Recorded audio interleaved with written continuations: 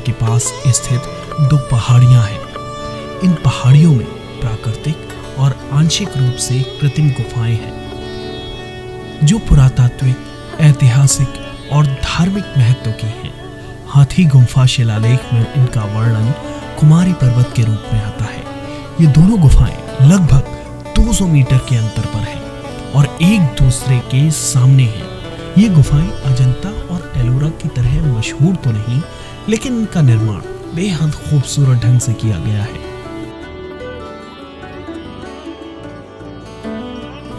इनका निर्माण राजा खारवेल के शासनकाल में विशाल शिलाखंडों से किया गया था और यहाँ पर जैन साधु निर्वाण प्राप्ति के लिए आते थे। इतिहास, वास्तुकला, कला और धर्म की दृष्टि से इन गुफाओं का विशेष महत्व है।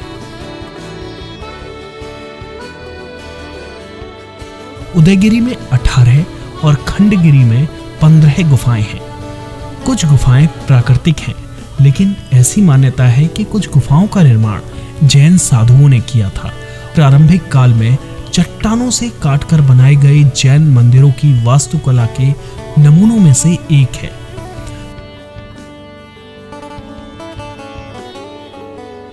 गुफाओं के मुंह दरवाजों जैसे हैं, जहां से दिन के समय सूरज की रोशनी आ सकती है और पथरीले फर्श गर्म रहते हैं।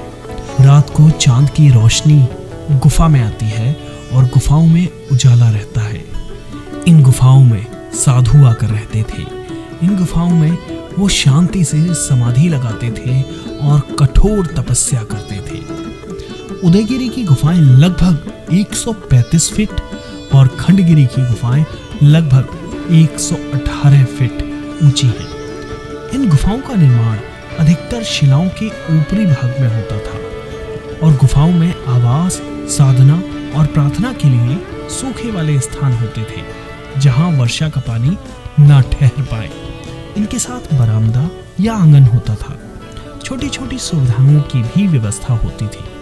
हालांकि छत की ऊंचाई कम होती थी और कोई भी व्यक्ति सीधे खड़ा नहीं हो सकता था।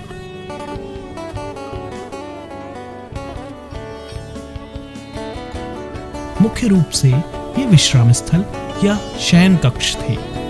दीवारों पर चित्र, विभिन्न प्रकार के दरबार के दृश्य, पशु पक्षी, शाही जुलूस, शिकार अभियान और दैनिक जीवन के चित्र होते थे।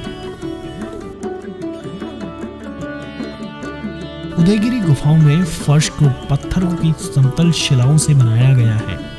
ये गुफाएं करीब पहली शताब्दी ईसा पूर्व में बनाई गई थी।